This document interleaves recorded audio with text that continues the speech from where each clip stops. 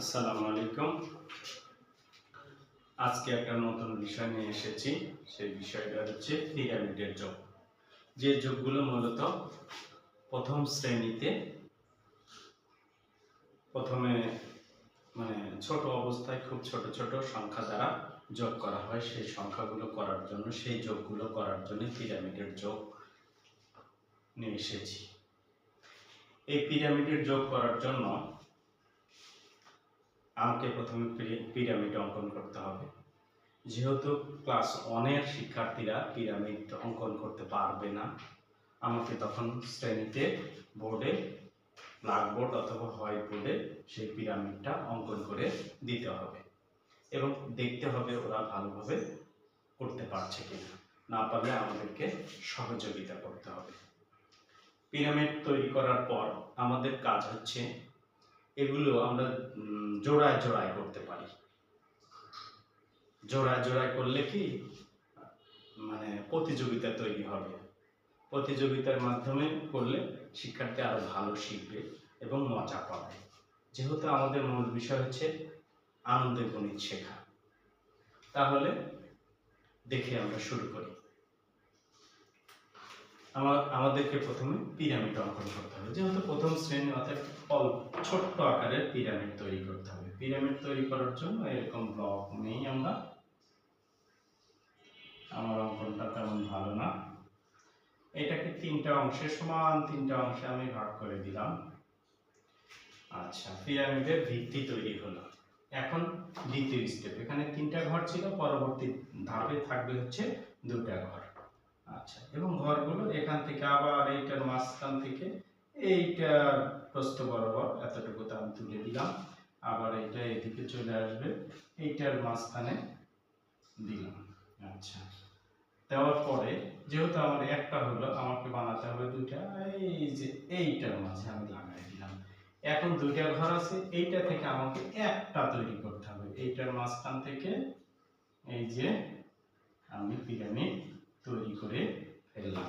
আমারটা তেমন ভালো হলো না, আপনারা সুন্দর করে করবেন যাতে আকর্ষণীয় হয়, শ্রেণীতে শিক্ষার্থীর মনোযোগ বৃদ্ধি পায়। এইটা করার পর যেহেতু আমরা হচ্ছে দুজন শিক্ষার্থী একসাথে করবে, দুজনের জন্য আমরা প্রথম অবস্থায় 6টা সংখ্যা কার্ড নেব। যেমন 0 থেকে 5, 0 থেকে 5 কার্ড বানালাম।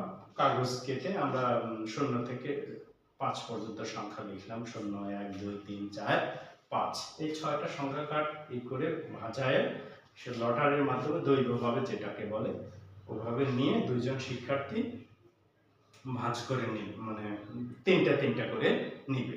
একজন শিক্ষার্থী তিনটা নিল আর একজন শিক্ষার্থী তিনটা। মনে করি প্রথম শিক্ষার্থী তিনটা সংখ্যা পেয়েছে, সেই সংখ্যাটাই আমি দেখাচ্ছি। প্রথম শিক্ষার্থী পেয়েছে, ধরে নেই হচ্ছে 2 পেয়েছে, 3 পেয়েছে এবং 5 পেয়েছে। আর অন্য শিক্ষার্থী পেয়েছে 0, 1 এবং 4। এই তিনটি সংখ্যা পেয়েছে। আর এক শিক্ষার্থী পেয়েছে হচ্ছে 3, 2 এবং 5। আমি 3, 2, 5 দিয়ে একটু দেখানোর চেষ্টা করি।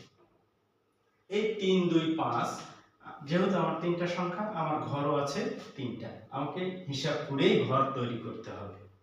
ঠিক আছে, আমি যদি 4টা সংখ্যার জন্য নেই, তাহলে 8টা সংখ্যা দুজনকে ভাগ করে দিলাম, তাহলে ঘরও আমার বেড়ে যাবে। যেহেতু আমার সংখ্যা আছে 3টা, এই 3টে সংখ্যা আমার এই 3 ঘরে বসাতে হবে। এখন প্রশ্ন, আমি কোন ঘরের সংখ্যাগুলো বসাবো? আমার ইচ্ছা মতো শিক্ষার্থীরা ওই ঘরগুলোতে এগুলো বসাবে, সংখ্যাগুলো বসাবে। আমি এখানে দিয়ে দিলাম ছোট সংখ্যা 2, এখানে দিলাম 5, এখানে 3। আপনারা 3, 2 উল্টাপাল্টা ভাবেও ব্যবহার করতে পারেন। এখন কাজ হচ্ছে, যেহেতু এই দুটা ঘরের সাথে সম্পর্ক এই এর, তাহলে 5 এবং 2 আমাকে যোগ করে লিখতে হবে। যেহেতু এই দুইটা ঘরের সাথে সম্পর্ক এই ঘরের, তাহলে এই দুটো যোগ করে এখানে আমাকে লিখতে হবে। 5 এবং 2 যোগ করলে কত হয়? 7। আচ্ছা, এটার যোগ আমি শেষ করে ফেলেছি। আবার এইটা আর এইটা আমাকে, এই দুইটা ঘরের সাথে সম্পর্ক, এই ঘরে, তাহলে এই দুইটা যোগ করে আমি এখানে লিখবো 2 আর 3 যোগ করলে কত? 5। এখন কাজ এই দুইটা ঘরের সাথে আমার এটা, তার মানে এই দুইটা যোগ করে আমি এখানে লিখবো 7 আর 5 যোগ করলে কত হয়? 7 আর 5 যোগ করলে 12 হয়। আচ্ছা, এভাবে একজন শিক্ষার্থী করবে। আচ্ছা, আবার আরেকজন একই সাথে একই টাইমে দুজন শিক্ষার্থী সেটা করতে থাকবে, যারটা আগে হবে সেই বিজয়ী হবে। এভাবে খেলা প্রতিযোগিতার মাধ্যমে মানে যোগটা করলে খেলাধুলার মাধ্যমে, তাহলে সে বুঝতেই পারবে না আমি কিভাবে যোগটা করতেছি, সে আনন্দের সহিত সে যোগের ধারণা পেয়ে যাবে।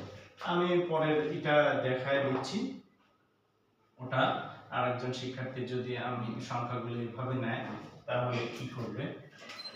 আমি ধরে নিলাম এখানে 0 দিলাম, 1 দিলাম, 4 দিলাম, তাহলে এই দুইটা যোগ করে এখানে লিখতে হবে 1 আর 0 যোগ করলে কত? 1 হয়। 0 আর 4 যোগ করলে কত হয়? 4 হয়।